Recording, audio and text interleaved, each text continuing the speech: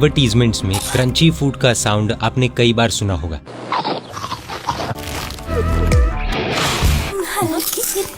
इतने सारे choco chip क्या? आखिर इस क्रंची साउंड का हमारे मन से क्या लेना देना है?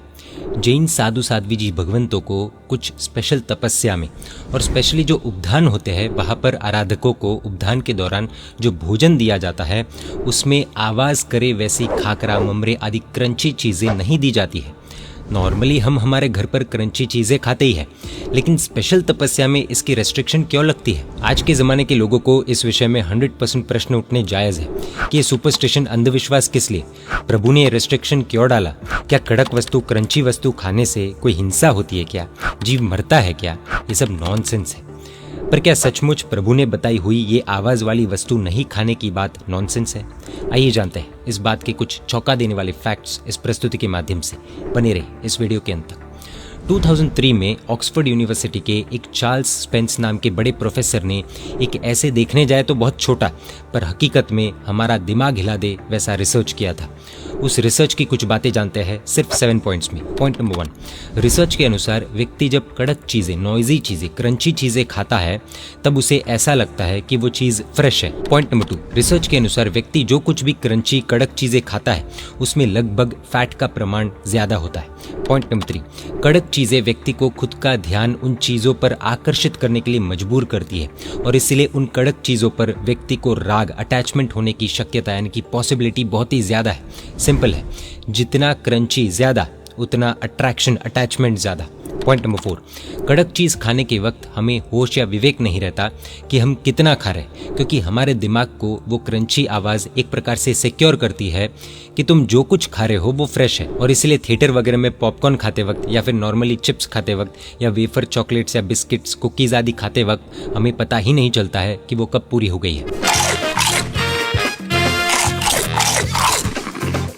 ब्रो, पूरा साफ हो गया।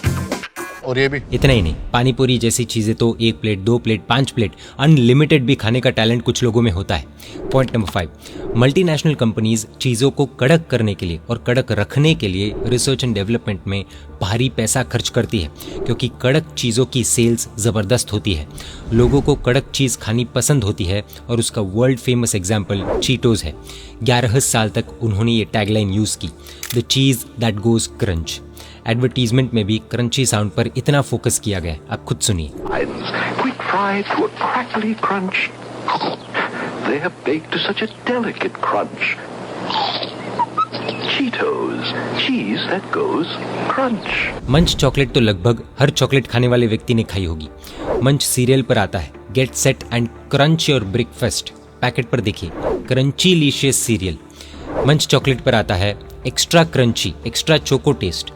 एडवर्टीजमेंट में भी क्रंची साउंड आप सुन सकते हैं। नया मंच मैक्स, इसमें मैक्स क्या है? Extra crunchy. लेज मैक्स ने भी अपनी एडवर्टीजमेंट में डाला है, देखिए। Max crunch, max flavours, experience maximum crunch in every bite. ऐसे तो अनेकों एग्जाम्पल्स आपको मिलेंगे। पॉइंट नंबर 6, उस रिसर्च में आगे ये भी बताया है कि कड़क चीज़ों की आवाज़ भी अगर हमें सुनाई दे तो हमारे मुंह से लार टपकनी शुरू हो जाती है।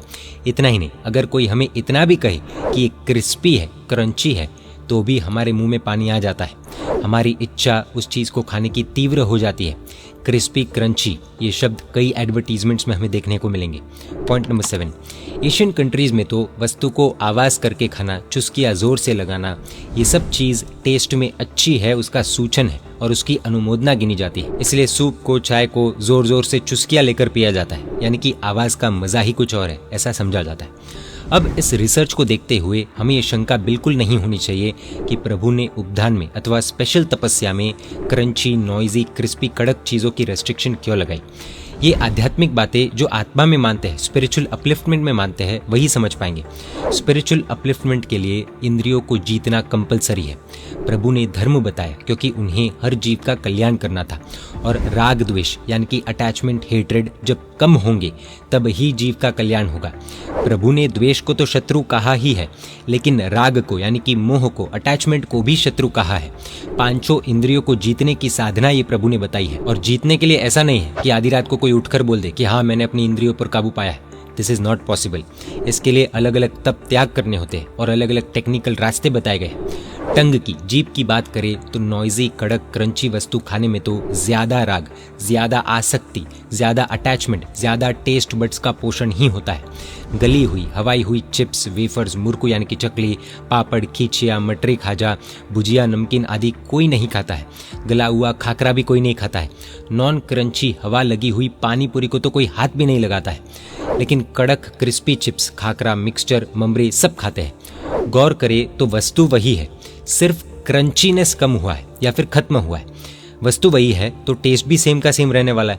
तो फिर क्रंचीनेस कम होते ही हम क्यों नहीं खाते हैं? रीजन क्या है, कारण क्या हो सकता है? एक ही, आसक्ति, अटैचमेंट यानी कि राग।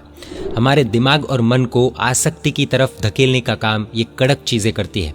और जब आसक्ति, राग हम पर हावी होता है तब हम क्या खा रहे, कितना खा रहे, उसका विवेक, उसकी सेंस हमको नहीं होती है। प्रभु को पता था कि मन को स्वस्थ रखने के लिए तन को स्वस्थ रखना होगा और तन को स्वस्थ रखने के लिए ही प्रभु ने उणोदरी का तप हमें बताया। उणोदरी यानी कि जितनी भूख हो उससे थोड़ा कम खाने का तप हमें बताया था। कड़क क्रंची चीज़ें इस उणोदरी नाम के तप की दुश्मन है, क्योंकि क्रंची चीज़ें तो व्यक्ति को ज़्यादा खाने के लिए मजबूर करती है और उस व्यक्ति की हेल्थ भी बिगड़ती है। प्रभु धर्म के साथ साथ हमारी हेल्थ की भी चिंता करते थे, क्योंकि हेल्थ बचेगी तो धर्म बचेगा। सफलता के 3 सूत्र वर्ल्ड में प्रसिद्ध है, कम खाओ, गम खाओ और नम जाओ। इस सूत्र के सबसे पहले 2 शब्द ही कम खाओ है, क्योंकि कम खाने में ही हमारी स्वस्थता का राज छुपा हुआ है। प्रभु ने हमें और एक प्रकार का तप बताया है और उसका नाम रस त्याग है। यानी कि यदि मोक्ष पाना हो और साथ ही हेल्थ को अच्छा रखना हो तो रस वाली यानी कि आसक्ति वाली यानी कि राग वाली चीज़ों का त्याग करना होगा। कई लोग अपनी अपनी शक्ति के अनुसार, अपनी अपनी कैपेसिटी के अनुसार करते भी हैं। जिसमें रस यानी कि टेस्ट का पोषण हो वैसी चीज़ों में उणोदरी का तप भी टूट जाता है और इसीलिए उपधान की साधना में इन दोनों तप को बहुत महत्व दिया जाता है, जिसकी वजह से व्यक्ति का शरीर बैलेंस होता है और उस कारण से मन भी बैलेंस होता है और इन चीज़ों की हेल्प से व्यक्ति को आत्म कल्याण करने की भावना होती है। अगर बाजार की चीज़ें देखेंगे तो उसमें नॉर्मली टेस्ट ज़्यादा ही आने वाला है, रस ज़्यादा ही आने वाला है। इन शॉर्ट अगर देखने जाए तो कड़क चीज़ें हेल्थ, वेल्थ सभी तरह से नुकसानकारी है और इसीलिए प्रभु ने उपदान जैसी विशिष्ट तपस्या में कड़क क्रंची चीज़ों का त्याग बताया है। प्रभु हमारे शरीर प्लस आत्मा की कितनी चिंता करते थे वो इस रिसर्च से एकदम स्पष्ट हो जाता है। फर्क सिर्फ इतना है कि कंपनीज ये ज्ञान का उपयोग कमाई के लिए करती है और प्रभु ने यही ज्ञान हमारे कल्याण के लिए बताया। एक बात यहाँ पर क्लियर कर देते हैं कि ये वीडियो जीने के लिए खाने वालों के लिए है, खाने के लिए जीने वालों के लिए नहीं है, क्योंकि जो खाने के लिए जीता है उनके दिमाग में आसक्ति का भूत ऐसा सवार होता है कि साइंस भी धर्म को उनके दिमाग में घुसा नहीं सकता है। रही बात जैन धर्म की, तो विज्ञान को तो आज पता चला है कि क्रंची चीज से लोगों को आनंद आता है। प्रभु ने तो अपने केवल ज्ञान से कब का बता दिया था, है ना गौरव करने जैसी बात। जय जिनशासन, जय महावीर।